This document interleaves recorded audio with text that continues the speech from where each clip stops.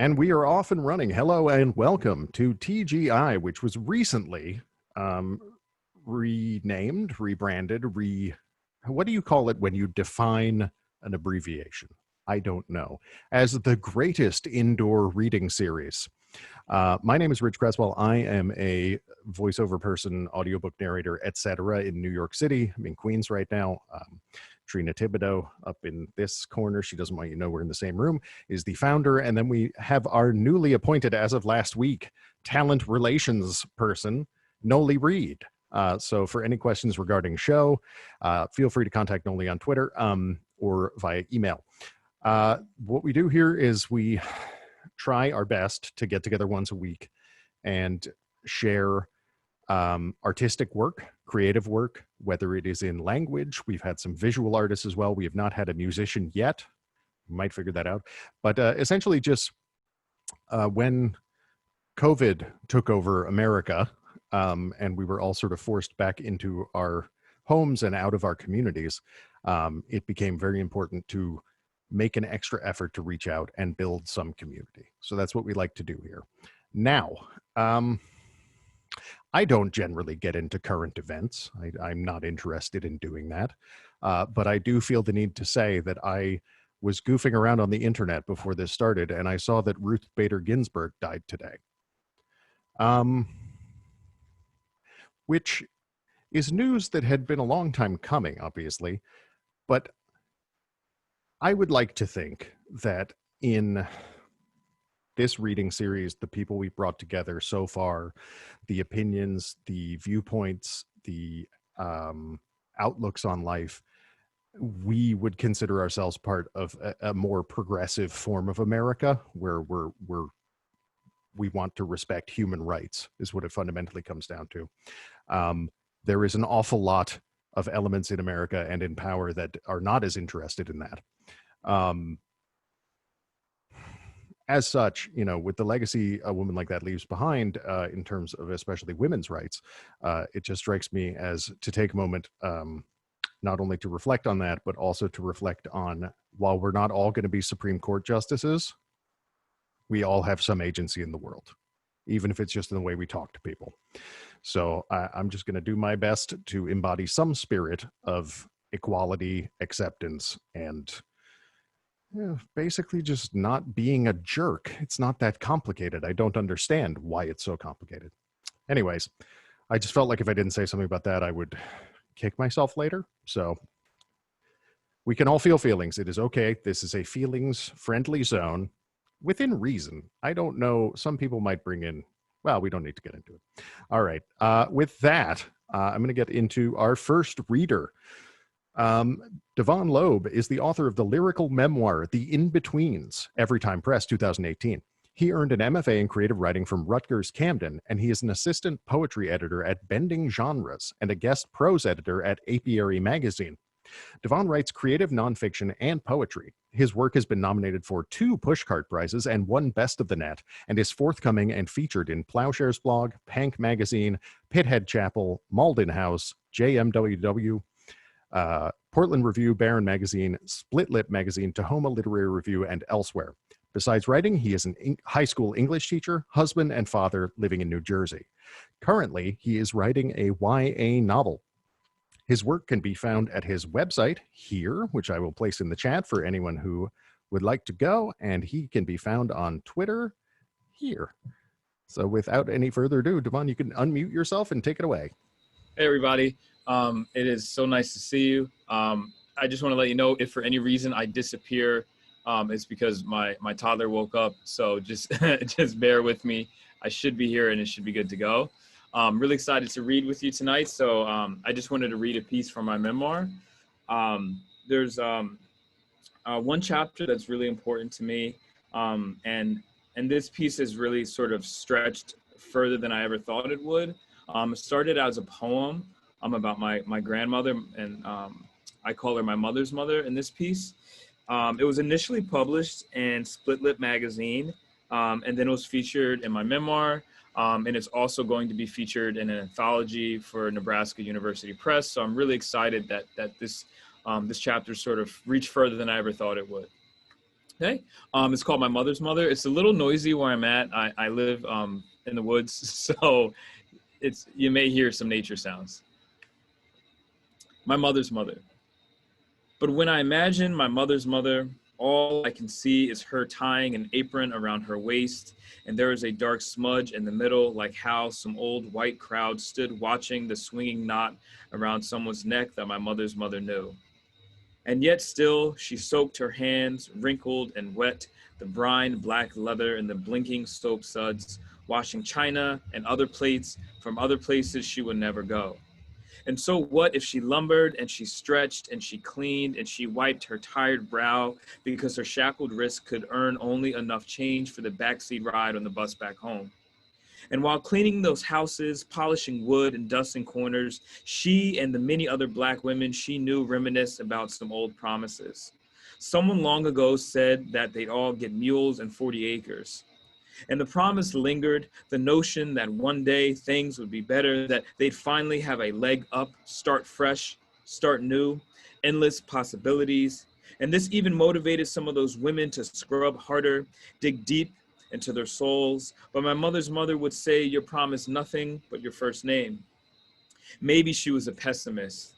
Or maybe she just really considered things like lineage. She considered how they used to be slaves, all of them, with no saving accounts, no trust funds, no land, no family money. Rather, they were unshackled in 1865 and kicked in the ass. Get, their master said, and they got going with some scraps of skin still on their backs.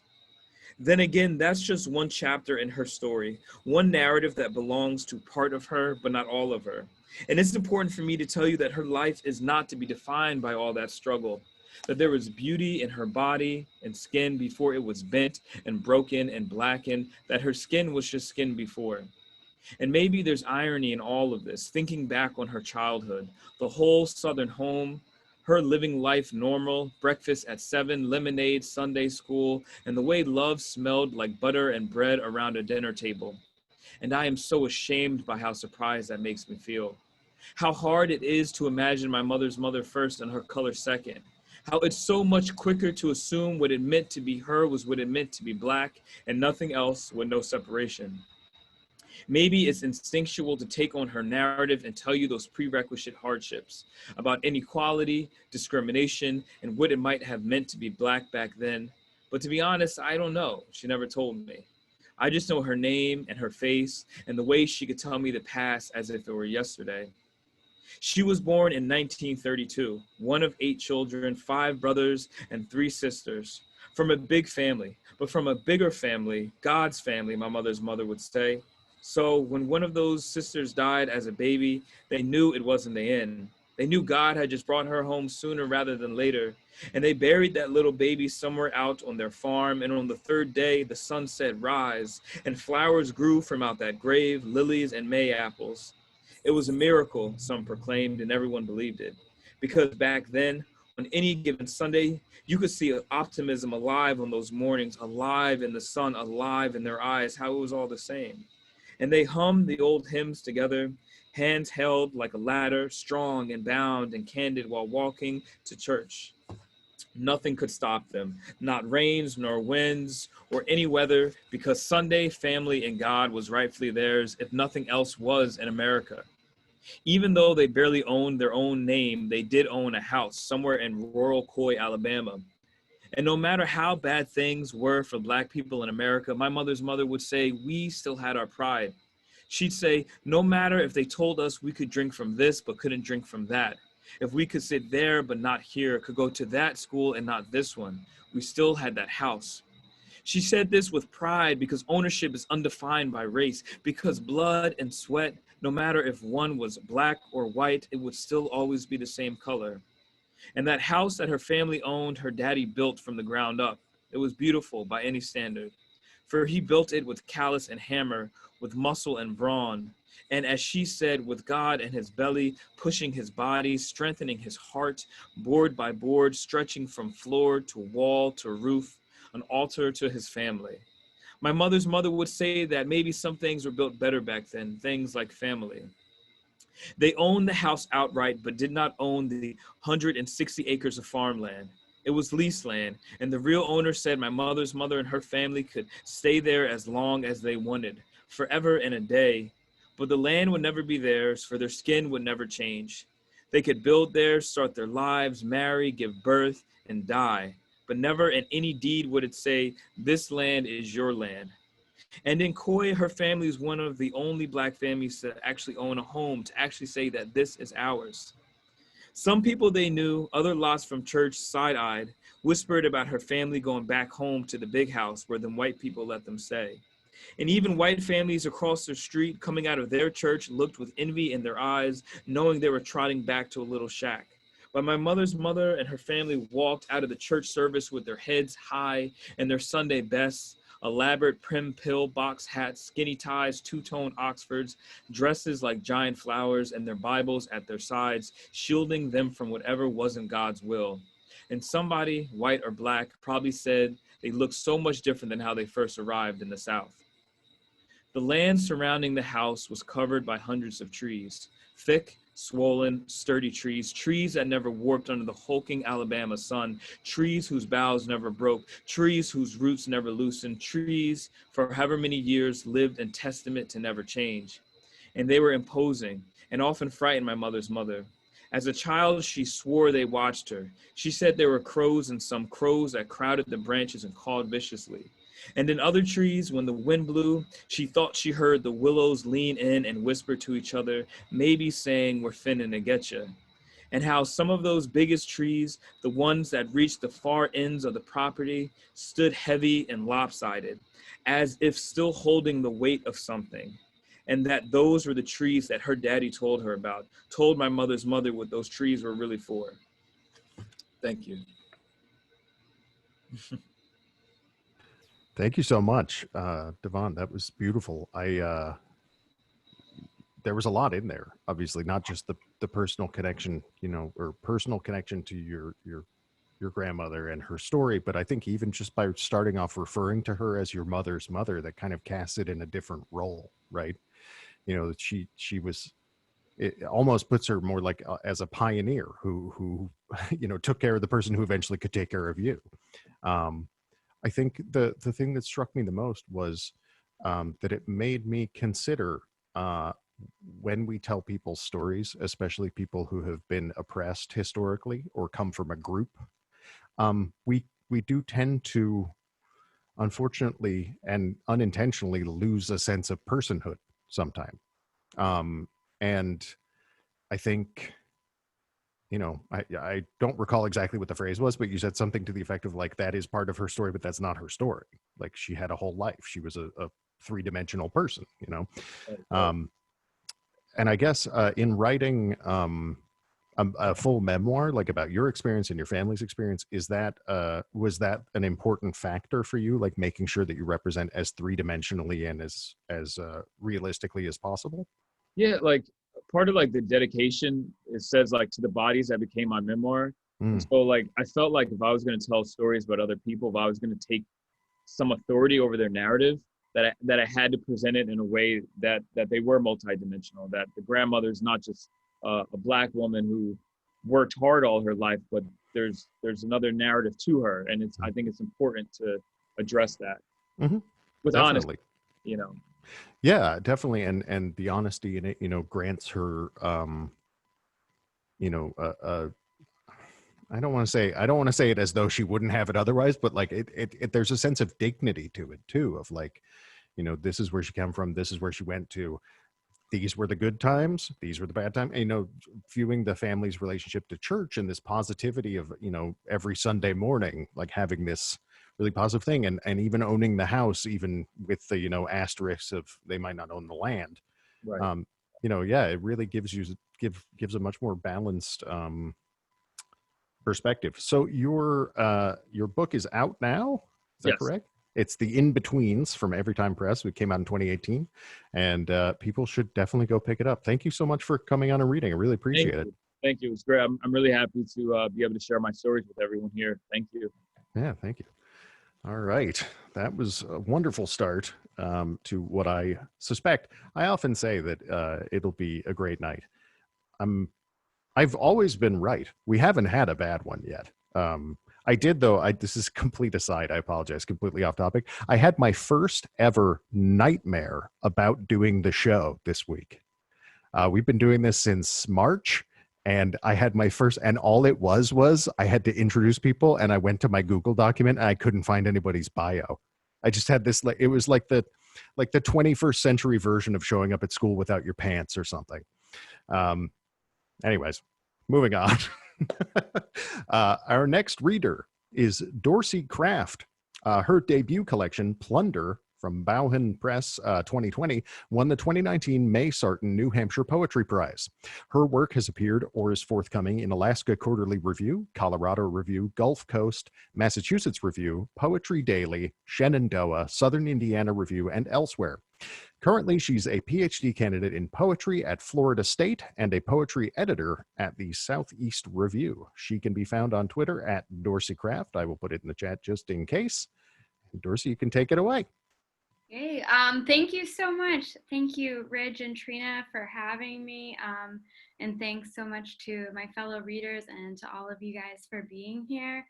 I'm going to read 4 poems tonight. Plunder is a book in 2 voices. One is the voice of the pirate Anne Bonny, and the other is a contemporary female speaker. So I'm going to give y'all 2 of each of those tonight. And I'm going to start off with the first poem in the collection. It's called The Pirate Anne Bonny Says She's Not the Mad Woman in the Attic. So you think you've dipped your toe in the icy clatter of my diamond, that you've tamed the facets and caught the bulk of the vampire, a hyena in dusty lace. Infection in the sentence breathes. So fever me up in green, scrawl your sickness across my shoulders, calligraphy of septicity around my throat like the language of an adder. Don't imagine me demure. I'll tell you who I've been and who I've since become in the yellow smacks of lightning across the face of gutless sky, in the sweat that laces the lip of a girl torn up with a switch. And I'll clue you into the whores I've kept time with, purple-eyed scalawags, supple backs, and curious tongues. It's true. The dungeon's left its sewage steam in my hair. I've tasted confinement's foul monotony like a marble lodged in the windpipe, but mark me, I don't hide my knife beneath my dress or pace a flaxen parlor with limbs like floss. And I'm not slung in a bayou, silt creeping up the nostrils of my poor bleached skull. I'm not some shadow, stuck to the hips of a coward. I'm the caster and a captain at last, the marshal of estrus mariners with a lust to curl your nose hairs, a craving to loose the lard from girdles, a hunger for a ruby river spilling 1,000 scarlet sirens into the sea. I'm going to read one more Anne Bonny poem. This one is from the more mythical or imagined part of the series, and it's called The Pirate Anne Bonny Advises Jane Eyre. The Pirate Anne Bonny advises Jane Eyre. Jane, watch me close this time. The scarlet folds of this cape, how the drapes velvet a man, crush his musk to dandelions, and black his lashes to strings of silk. And I can wide your eyes to the rough reverse, leather holsters and sun-bleached boots that course my hair to a tangle of red, a thick of fish a man might grow, and almost the shadow of a beard along my neck. Jane, it is not so intricate as your sketches. Changing your dress is easier than striking your darkest dreams down in coal. And while we're talking, I can teach you the trick of your attic twin, how a cutlass paints with skin and red ink, how to hang a scalp as lightly as you dab the meager perfume on your lily neck. Before you fall asleep in that culvert, sweat of fever a-growing beneath your bonnet, remember that you've never swallowed coral or prayed to the songs of whales. And young Adele seems sharp enough to me. Whatever jabs he throws her way, I'd love to see her swing a dagger across his brow as swift as a step in a reel. Let's all to sea, you, the twin, the girl, and me, and build a blue-walled manor house with chandeliers of gold and aristocratic bone.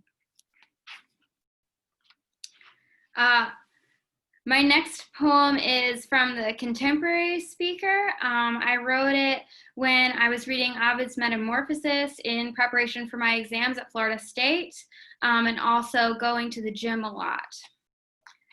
This poem is called I Bring Home a Lemon Tree.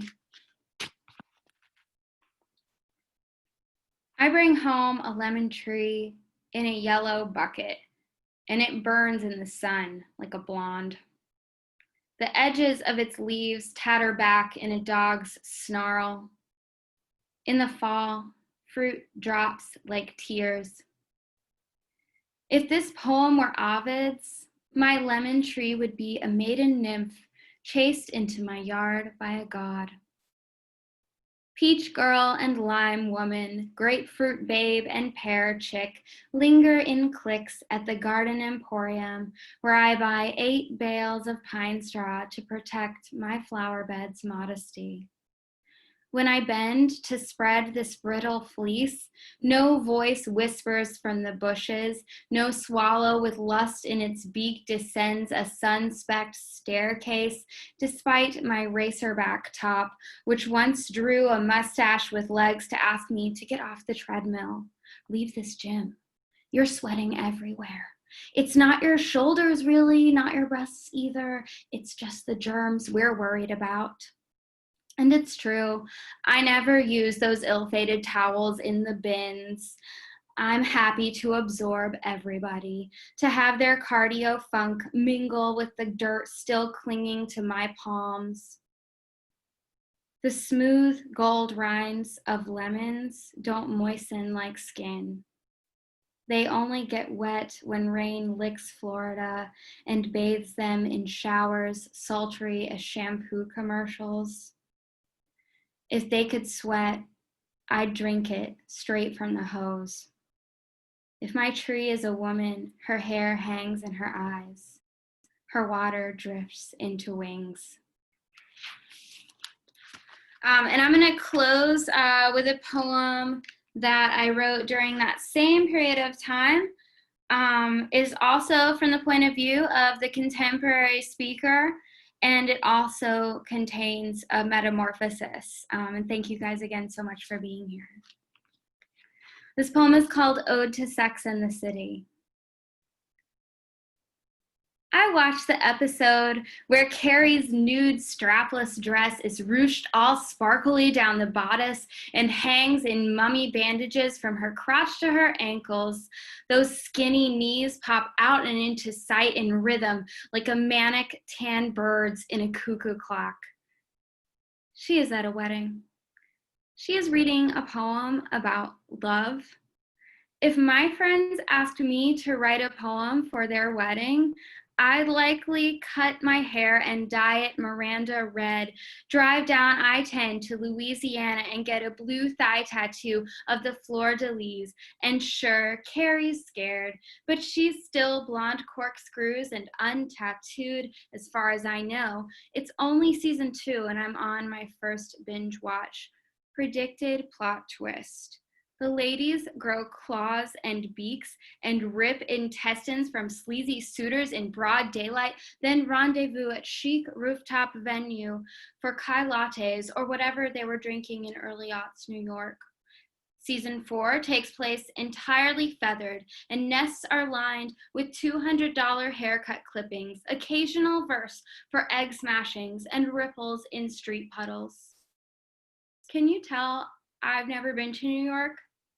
My favorite friend from high school owns her own restaurant with her boyfriend and works for Procter and Gamble. She's throwing a wedding bash for herself there, even though she lives in Cincinnati. So I guess I'll finally get to see those big ass buildings, gray and gray and gray. I hope she wears a red dress, an ostrich feather train, a hairpiece that sprays like a fountain. I hope we skip the fake send off, sparklers and confetti, and poses with the Mustang convertible as the venue attendants sweep and smoke, which is what I love about Carrie. The cigarette she's smoking on the cover of New York Magazine a couple of episodes earlier, single and fabulous ? That shakes her confidence like a salsa. I read once that cigarettes punctuate your life. I've never smoked one, but I love more structure to my days, grammatical lilts that tell me when to fake the end and keep on going. Semicolon carcinogens are what I've been missing, along with eagle yellow irises and blood in my talons, fresh tear from the ribs of accountants or lawyers, the tenderest flesh to season the stew, like the collards my grandmother boils with hunks of meat. She got married in New York too, on a prototype reality TV show called American Wedding, with some New Yorker yammering in her ear, telling her to answer, "Where is Roseville?" with "about 20 miles from Branchville," to big laughs from the studio audience about these gorgeous hicks, their podunk lives. My occasional poem for her would have purple lipstick and cuss words. It would tell her she is fast and sexy, a falcon in a dive, bringing the skyline down with her. Thank you. Wow, Dorsey, thank you so much. That was so much to respond to. First of all, just in a good way, obviously. That didn't mean, I didn't mean that. It may have sounded that, whatever. First of all, I cannot tell you how much I would have preferred Sex in the City had it been them turning into harpies and murdering yuppies, because that's just a fantastic idea. Way. Yeah, but the thing is, it speaks to, I can see why the two are related, because at first, when you read the Anne Bonny poems and then you skip to the modern narrator, there was a little bit of, for me, a little schism, like where I sort of, I think it's interesting to take a look at Anne Bonny as almost, because she is kind of like mythical in a way, you know, nobody knows what happened to her. She just kind of disappeared at a certain point. And, but she represents the idea of like a wild, powerful woman who does whatever she wants several hundred years before anyone tried that. I mean, I'm sure if you go back far enough, there was some other civilization in which it had, but I'm talking about in, you know, modernity, I guess. And it's just such a powerful, and your writing has this really strong sense of sense, honestly, between textures, bodily sensations, aromas. Like there was some line in there about curling somebody's nose hairs, but it was like with an attitude or something. Like it's this really I don't know what else to say other than embodied language that is really effective and powerful. And so even then, when you get to opinions about New York City, you know, from an outsider perspective, all of these things, like there's that same amount of embodied experience. It really kind of linked the two together. I wanted to ask, someone shared the link to your book in the chat. I'm very curious about that. Does it go back and forth, or is it like one half then another? Yes. So it goes back and forth almost like exactly 1-to-1. And I knew it was finished because I had like the same amounts of both of the poems. And Eleanor Boudreau is here tonight. And she refused to let me put Anne Bonny in her own sections. Okay. She had to be like interplaying with the contemporary speaker. And I think that was the absolute right thing. If you read the book, it's you know, Anne Bonny speaker, Anne Bonny speaker, Anne Bonny speaker, and it goes all the way through like that. And they sort of inform each other and speak to each other, and sometimes come together in the same poems. Yeah, that's awesome. And the other thing, it was interesting that you jumped to the giving advice to Jane Eyre, because when you said that, it was one of the first lines of the first poem was something, I'm not the mad woman in the attic. And it was just instant. I always have, I don't know, maybe this is completely silly, but maybe it's just because Jane Eyre is one of the only books I actually read all of for high school, but it really like sticks in my head, this idea of this man who's like so unable to deal with his wife's, whether it's mental health or moods or whatever it is, that he literally like walls her up in the attic and forgets about her and starts hitting on the babysitter. Oh yeah. Like, He will not deal. yeah. I had this this high school teacher who I really loved and admired, who when I was like 16 or 17 referred to Jane Eyre as like Jane Eyrehead. And then I never wanted to read the book because I was like, oh, that must be a dumb book. The man said that it was. And then I read it in graduate school and I was like, oh, it's a meta moment, like. Right. Yeah.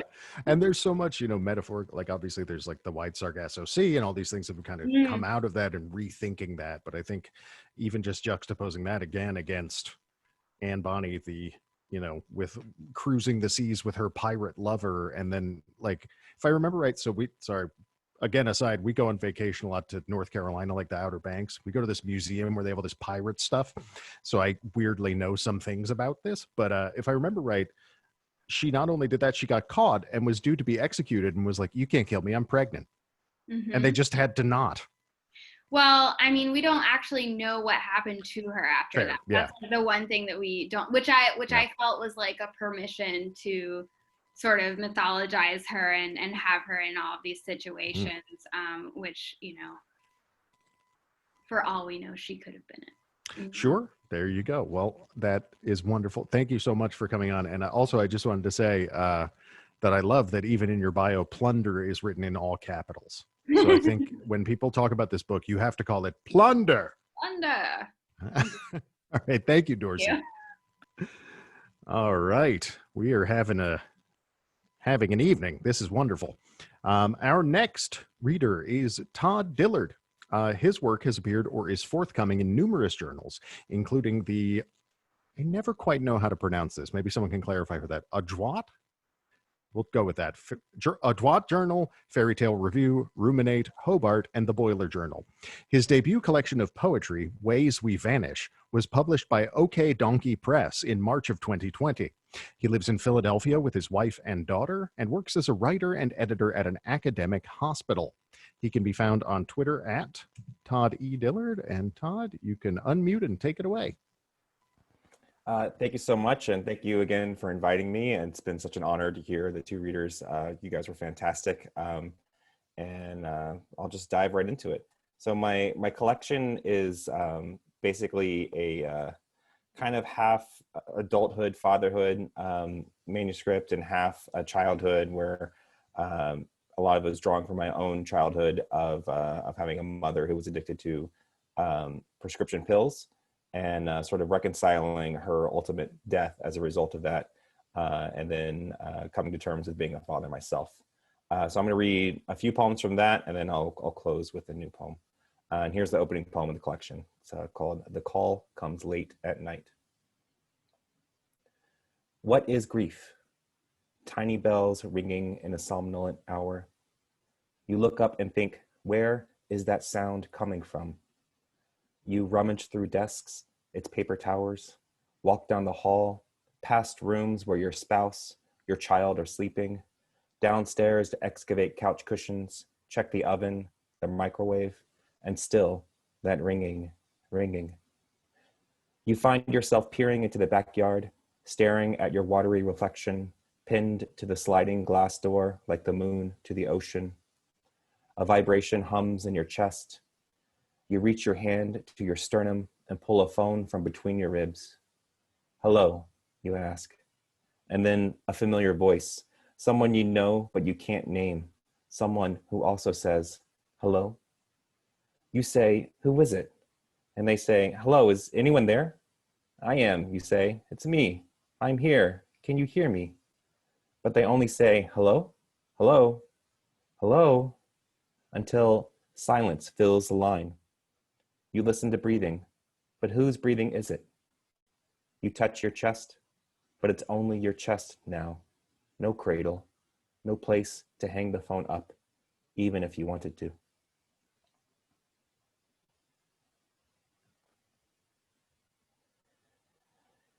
And as I mentioned, I'm from Texas, and my family is actually mostly from East Texas, though I grew up in Houston. So a lot of the images from growing up in the book are sourced in Texas. This poem specifically is called East Texas. My father chopped the head off a rattlesnake with a garden hoe. Don't step on it, he said, meaning the head, which bucked on the packed earth like a toppled wind-up toy. He nailed the body to a dogwood in the front yard. Soon as the screen door slammed shut behind him, bees trickled out of its neck. White bees, fat as bumbles, bobbing like fishing sinkers in a boat's wake. It was the summer Mom's shadow refused to stay attached to her, and nights my father prowled the house searching for it, calling, Soma, Soma, as Mom snapped beams of light from the bed lamp and sucked on them like sugar cane. When the head stilled, I scooped it up with a shovel, buried it below its body. I want to stop here and say something about Texas heat, how it can be intimate, how it can hurt you like a lover. I want to stop here and say something about the dark master bedroom, how even as a boy I knew marriage was a steamer trunk filled with dry soil. I want you to believe me when I say I spent most of my summer beneath that tree, the snake at first shriveling, but then, day by day, swelling, a whole hive of bees filling its body, a sleeve of hum. When I say the bees would land on my face, I want you to know I wasn't afraid. I wanted them there. I wanted them to take something from me and make of it something sweet. I would wait, mouth open, beneath the snake's neck, desperate for a drop of honey to slide down my tongue. I'm telling you this because I want you to know what it was like, waking one night, tiptoeing outside and watching my mother's shadow wrench the snake off the tree. Gripping the severed neck, the shadow rose into the air, the snake's body now an impossible balloon. My balloon, I thought, but it wasn't. Only its absence I could call my own, though I couldn't share it. Though I didn't know that then, though I would fail over and over at giving it away.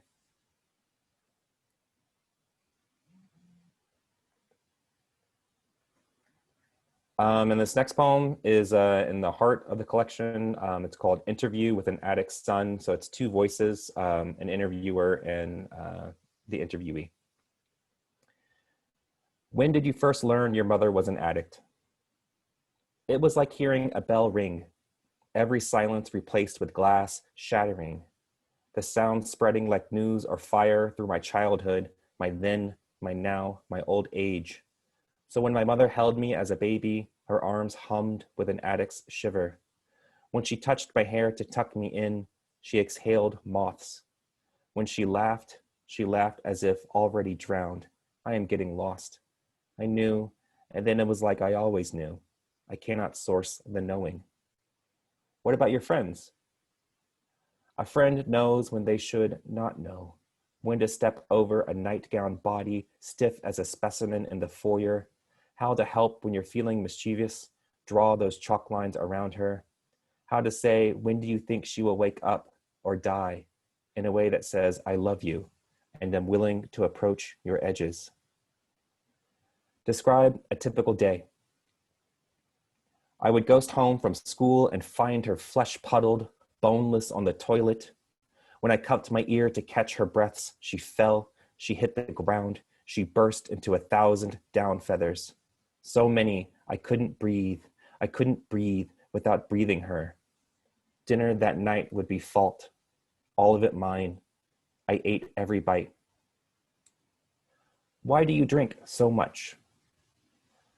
If love exists at the bottom of a well, it exists in the bottom of a throat. I mean, if love exists in drowning, it is born in gasps. I mean, have I told you my favorite bedtime story?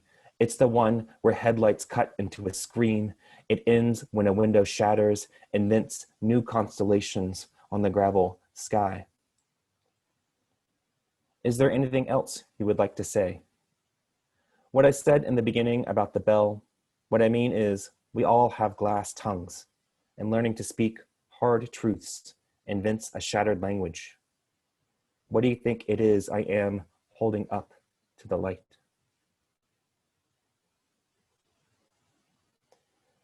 Then just two more poems.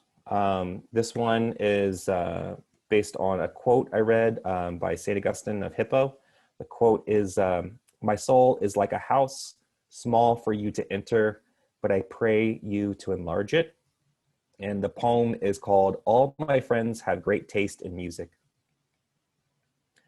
All my friends have great taste in music, so they would probably blanch at my soul, which is similar to a terrible pop song in how it began with a warbled a cappella note, ferried forward by the clubhouse beat of this grindy, sweaty allegro rhythm I call my pulse. My soul is shameless, lousy with saxophone solos, each a Cutco-edged elegy for life-slicing moments of grief or glory, first kisses beneath Galveston piers, serrated hours inside my newborn's ICU room. Friends, forgive me the tribal drums of love that thump against my ribs when I think of you. Forgive me for the occasional anecdote delivered as a rapping breakdown. Forgive me for never saying what I want to say, like how when I mumble forgive me, I really mean let's dance. If your soul is a sparrow, perch it on my shoulder, let's dance. If your soul is a sealed black box, let's lift it from smoldering ruins, bless it with the lower lip bit, a cabbage patch, a sprinkler, a shopping cart, a too lifelike robot, a self-mocking Macarena. Let's dance. Put your hands in the air because you care, you really do. In fact, maybe my soul isn't a terrible pop song at all. Maybe it's a club and you're raising the roof inside me. You're making in me more space, unhooking my red rope, ushering a few more folks in. What good is a fire code when the max occupancy is yes? Let's dance. Let the lyrics of my soul be the names of those I love. Let my past become a myth of a silent, empty room. And this is my last poem. It's not in the collection, but I like it a lot, and it's fairly new. So I try to end my readings with something new. So, you know, the work doesn't end with the book. This one's called My Daughter Doesn't Know What God Is. And I say what God because who feels like a small jacket God outgrew as terrible things happened to me, the people I love. My daughter doesn't know what God is, and this is an omission I've encouraged by doing nothing about it. Her great-grandmother once gave her a lamb doll, and when she squeezes its cloth hoof, it leaks, Jesus loves me. The lyrics to which my daughter thinks are, cheese is lovely, this I know, with a big glass of Merlot. This isn't to say my daughter doesn't believe in impossible things. She thinks the lone fly droning around our kitchen is the same fly from last month. She's named it Bug Bug. They're forever friends. My daughter knows all about forever. Forever is a car ride, chicken nuggets in the microwave, the space between the final July 4th explosion and the first poked doorbell on Halloween. My daughter doesn't know what God is, so she doesn't know what evil is either, hasn't learned forgiveness as barter, that fault can be swapped for grace. My daughter forgives, then asks if we can watch YouTube.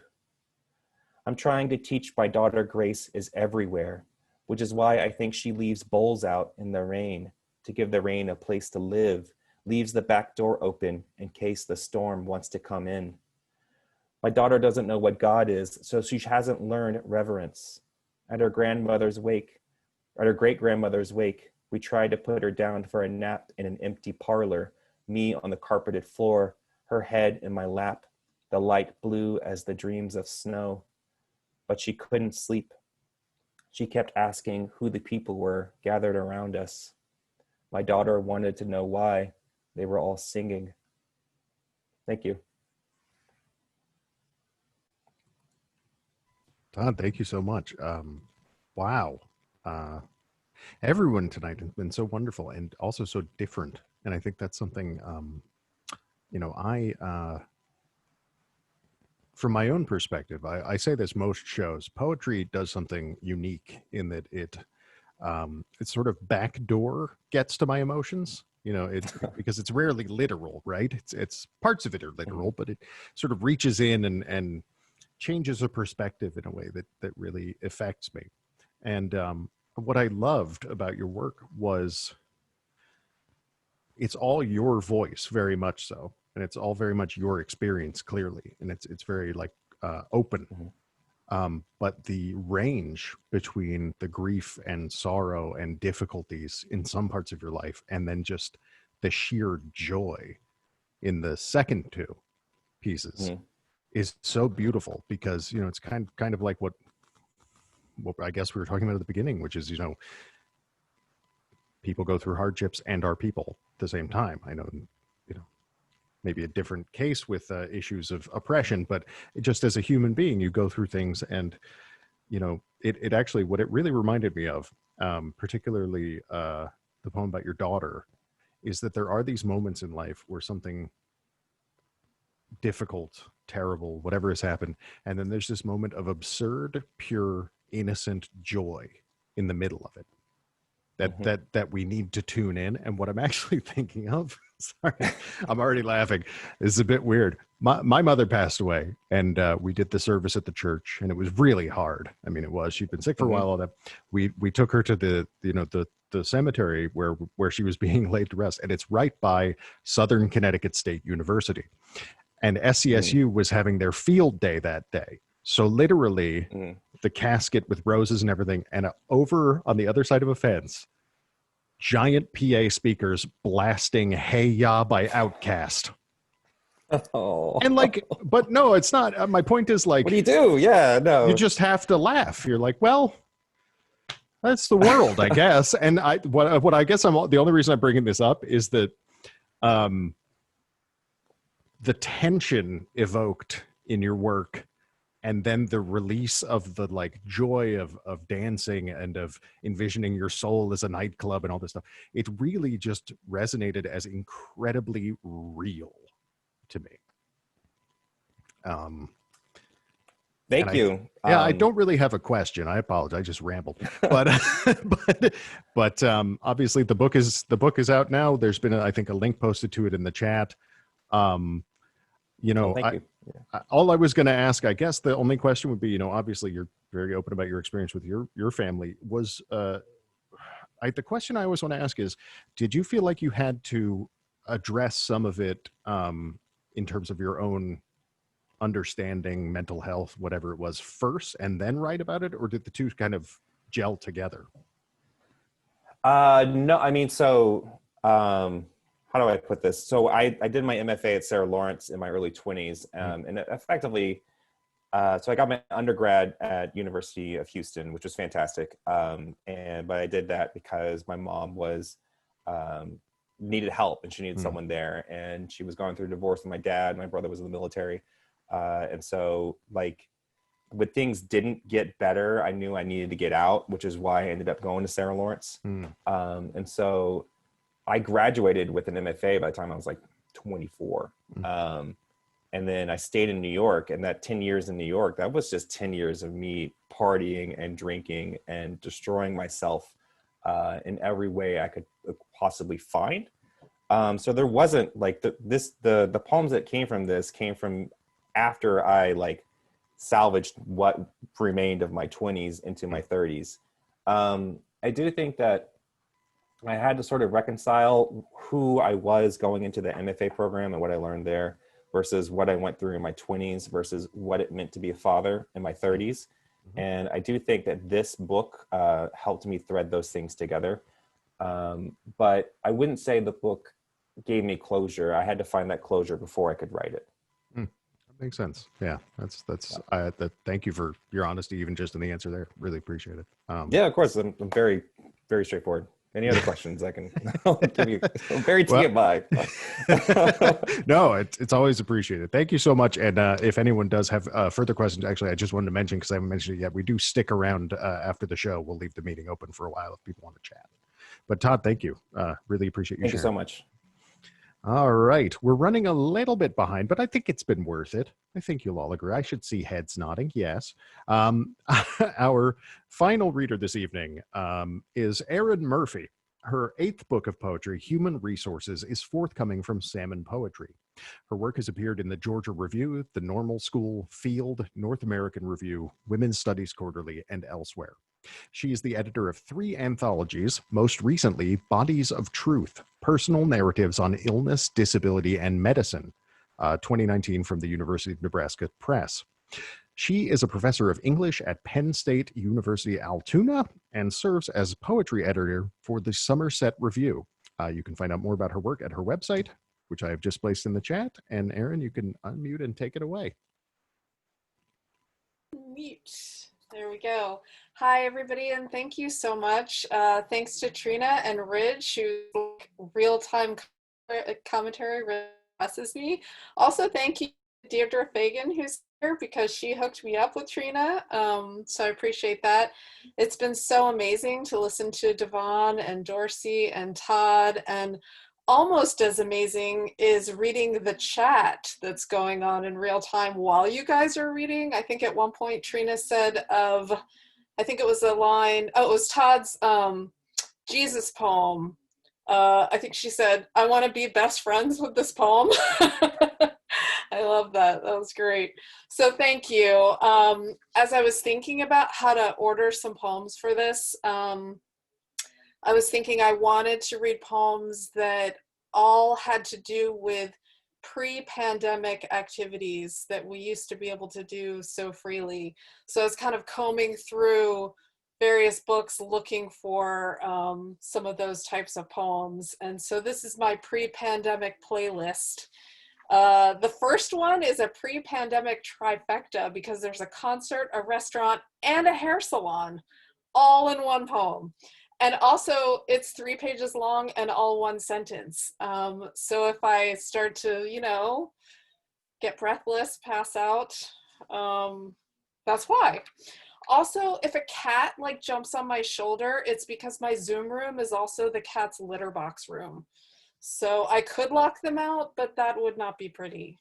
So just be forewarned. So the one sentence poem. It's You Have to Believe This. And it's one of those poems where the title goes right into the first line. You have to believe this because it's true. Even the part about driving in the car with my son Nathan and listening to a lyric by Adam Duritz of the Counting Crows, which we are doing because I'm going to a Counting Crows concert next month, even though I hate concerts. Actually fell asleep at a Neil Young concert once, which is probably some kind of sacrilege somewhere, though I suspect Neil Young has fallen asleep himself at 1 or 2 of his own shows. But anyway, the Counting Crows are coming to the little college where I teach writing, poems and stories, that is, not the difference between affect and effect. And so it won't be like a concert.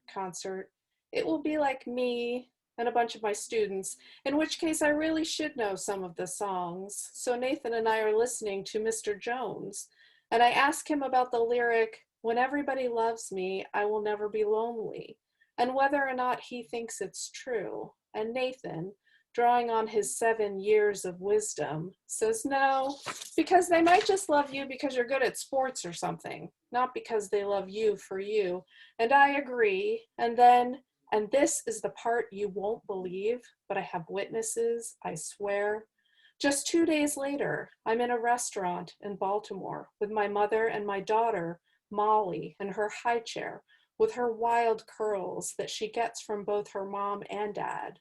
When this woman with straight, blonde hair and white skin and pale, I am talking translucent eyes, comes up and says, "You're mumble." Not like a question, but like a defiant declaration. And I say, no, because whatever name it is, I know it's not mine. And she keeps standing and staring and says, yes, you're mumble mumble, Adam Duritz's girlfriend. See, I told you, you wouldn't believe me. And that's his daughter, Eden.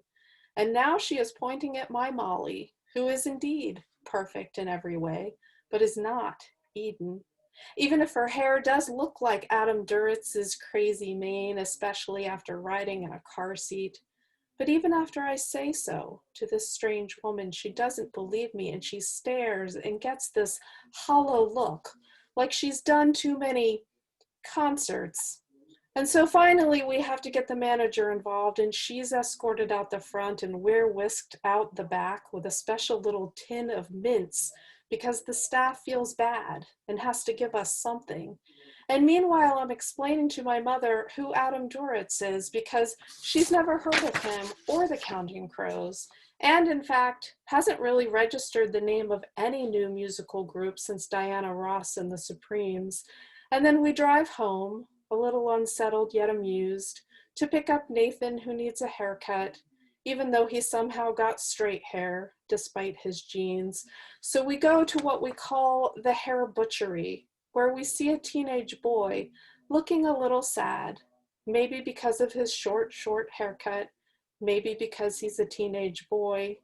And then he scrunches up his nose and asks, aren't you the poetry lady who came to my 4th grade class and taught us to write poems? And I say, yes, I am. Happier than usual to be recognized for who I really am. And I, remembering him, say, and you're the boy who knows all about sharks. And you wrote a poem about how sharks have to keep swimming or they'll die.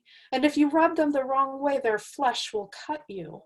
And the boy, who is now 13, it turns out, smiles because he is happy too to be remembered and known and maybe even a little loved. That's my pre-pandemic trifecta. The next one is a poem about parties, because of course can't have those anymore either. This is from my forthcoming book that Ridge mentioned, Human Resources. Funny thing about this title is that now every time I get an email from the actual Human Resources at Penn State where I work, I think, my book is writing to me. I get really excited for a minute until I realize it's HR, and then I get really not excited. This poem, it's about rent parties, which were big in the 30s. People, if they were running low on money, they'd throw a party and charge people to come, and then that's how they'd raise the rent to pay the landlords. So there's an epigraph. It's from Frank Boyd's American Life Histories, manuscripts from the Federal Writers Project, 1936 to 1940. And the epigraph is, someone evidently got the idea of having a few friends in as paying party guests for a few days before the landlord's scheduled monthly visit. Thus was the Harlem Rent Party born. So it's called Raise the Rent. Like Miss Bessie sang, on my door they nailed a sign, I got to move from here if the rent man don't change his mind. So fill up the bathtub with fire water, slide the sofa against the wall, hoist a piano from the street below with a rope and a prayer. Stack the mattresses, switch the light bulbs for yellow and blue, and cook up a pile of food, chicken and fish, pork chops, gumbo, collard greens, sweets. Call Dusty Fletcher and Stump and Stumpy to get us stomping on the wood floors, and be sure to invite the neighbors so they don't get sore from all the noise. We need a doorman to collect a quarter a head, and if they want to eat, it's 10 cents more. Cheaper than a club, funkier too, especially when the lights go low and you grab the closest girl and do the mess around and the slow drag. We got sailors from the ports, domestics, workers coming off late factory shifts. The handbill says it all. You don't get nothing for being an angel child, so you might as well get real busy and real wild. Call it a shindig, scuffle, struggle, shake me down, chitterling rag. Give the drummer a blanket to muffle his traps. We don't need more police uptown. We're gonna dance and drink and sing till the sun peeks through the tenements. A little wink of orange you see when you stagger downstairs. You yawn and stretch and count your loot on the stoop out front. If you're lucky, you just bought yourself a mild bust head and another month. That's a party poem. So let's see, we got restaurant, concert, hair salon, party. Now I thought I'd do a little K through 12 classroom, because I know around here a lot of kids aren't in school, and my sympathies to the parents. This is a demi-sonnet, which is a form that I invented. It's a 7-line form, so half a sonnet, hence the name demi-sonnet. And this is from my first collection of demi-sonnets called Word Problems, and this poem is actually called Word Problem 1. If a vehicle is traveling 55 miles per hour on a 400-mile trip, and a 4th grade girl with a tear-shaped mole on her left cheek factors in 2 rest stops and a lunch break on a rickety fishing pier, how many hours will it take her to realize she's an artist, not an idiot? How many years? Now, I had a K through 12 classroom. This is a college classroom. It's called Hunting Season. In this rural Pennsylvania county, public schools are closed today to mark the start of hunting season. On the news, men in camouflage roam the aisles of sporting goods stores, scoping out guns and ammo. One of my college students passes around a camera phone shot of the 5-point buck he bagged this morning before class. It looks like a stuffed deer sucked clean of its cotton batting. Beside him sits a young Black man from Queens. Last weekend, cops there fired 50 bullets for no good reason at an unarmed bridegroom, also Black. My city student studies the photo, shakes his head. Where I come from, he says, every day is hunting season. I'm going to close with a poem inspired by Dorsey. Actually, I wasn't going to read this, but it ties in with her Sex and the City poem. My poem's called Guzzle of the Dangling Preposition. And when she was talking about Sarah Jessica Parker reading the poem at the wedding, I was thinking about this poem because this poem has gotten me out of reading or writing many an occasional poem, including many a wedding poem and a Valentine poem and all kinds of things. And you'll see why. But it's a ghazal, so for those of you who aren't familiar with the form, it's a series of couplets, and the end of each second line in each couplet ends with the same word or phrase. So in this case, it's the word with. Guzzle of the Dangling Preposition. I should also add, my husband and I have been together 30 years. It's the only love poem I've ever written to him. He's fine with that, by the way. Guzzle of the Dangling Preposition. I need someone to sing to, undress for, shake my ass at, and shower with. Someone to bitch to, cut calories for, get pissed off at, and make up with. To hold up and be held by when I'm down, to see through, to read to, and with. To wax my legs and bikini area for, and make fun of other people with. Someone to be on top of and beneath, someone to fall asleep and wake up with. To wink at across a crowded room, drink with, talk dirty to, and be flirty with. Someone to apply Vicks Vapo Rub to, schedule colonoscopies for, and floss with. I need someone to lie to, for, about, with. Someone to cry to, for, about, with. Someone to write to, for, about, with. Someone I'd die for, without, and yes, with. So when I tell people my only love poem includes colonoscopies, they're usually totally fine with me not writing their wedding poem for them. But thanks for listening, you guys. Thank you, Erin, so much. That's wonderful. And honestly, I don't know, that seems way sweeter than a lot of these, like, then we're going to be together and nothing bad will ever happen again poems. Like, that's much nicer.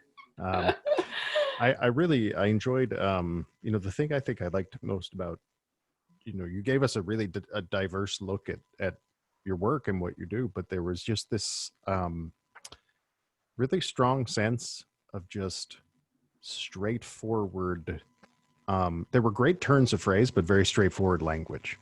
And I feel like sometimes, not that poetry can necessarily alienate people, but like the first poem, for example, like I just felt like you were telling me a story about something funny that happened and occasionally adding in this sort of observation. And I think there's something wonderful to that.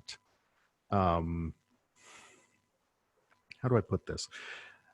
It's almost as if just speaking or writing with an extremely conscious cadence, making sure that you choose and select your words carefully. And that leads to a story about the Counting Crows becoming this sort of, experience that we all get to take along with you. I will say that's the, I think, first poem we've ever had on the show about a white man with dreadlocks. I think that's a first, but I really enjoyed it. And all of it, the historical reference with the rent party and the third one, someone put a line up. I just want to see what it was. It was, she's an artist, not an idiot. That is, that's like, I mean, if you gave me a list of sentences and said, this person can learn one lesson, which one should it be? I feel like that might be it. Nice. So you have a fair amount. So the Human Resources is coming out. When is it going to be out? Yeah, so that'll be out in February. Okay. All right. So that's out in February. And then you also, you have things you've edited and other publications, so people can find out all about that on your website. I guess the only question I would ask, how have you been finding, since you talked about pre-pandemic activities, how have you been finding activities during the pandemic? Well, I feel like the last poem that I read actually probably captures most of the actual pandemic experience, right? The domesticity, even though that poem was written pre-pandemic. So it was interesting for us because we had just recently become empty nesters. In fact, I had created an entire spreadsheet of different local bars and their happy hours because they're all really different. And it's like, in this one you can get food, and this one you don't actually have to sit at the bar. You can take your half-price drinks outside. So I had it all worked out, and we did get a brief, experience with that. And then the pandemic happened, and 2 of our 4 kids came home, one who was in college and one who's in grad school. And of course, all the bars closed as well. But so we went from empty nesters who would sometimes eat like tortilla chips and salsa for dinner at 10 p.m. to, we have 4 grown people who need to eat like real meals now. And so it really changed. Our daughter was here with us for 5.5 months. Our son, who's 26, is still here with us. And because he's in grad school in South Carolina, which is a big hot spot. And so it really changed everything. On top of that, I was on sabbatical. So I like to call it scary sabbatical for that whole spring semester. So it really changed everything about life, but it was also amazing to have everybody here and to have that time. And I know I won't forget it. And compared to what so many, of my friends and the rest of the nation are dealing with, I really cannot complain. And I just tried to get Human Resources finished and off to the publisher, by the deadline and all of that. I mean, it's been different. Yeah, I mean, I think that speaks to all of our experiences, right? I mean, it's and like you said, parts of it have been very nice.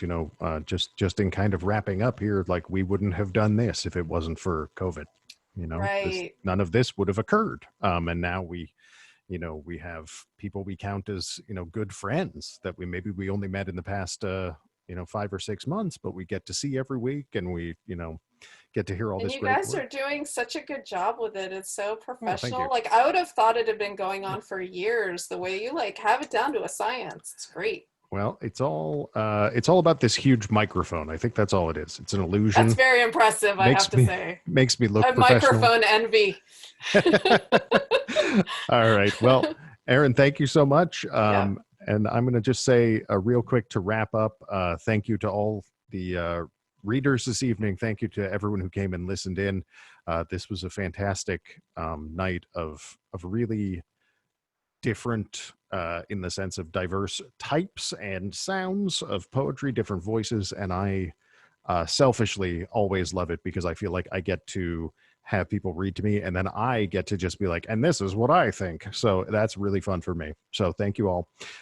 If you would like to catch up with us, the show is on. Oh, sorry, I just saw Marissa's comment. She ordered a mic off Amazon after seeing me. All right, fair enough. We'll have a voice off once it gets there. But if you want to catch up with the show, you can find us on Twitter at TGIcast. I am on Twitter at Ridge Cresswell. Trina is the founder, is on Twitter at Trina Tibbs, TREENATHIBS. And I'm going to make her title longer every time because I think it's funny. Our executive vice president in charge of talent relations, Noli Reed, is on Twitter at Noli Reed.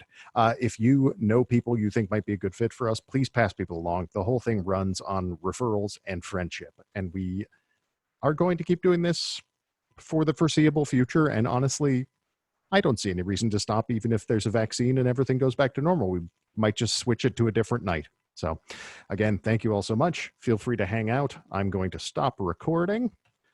And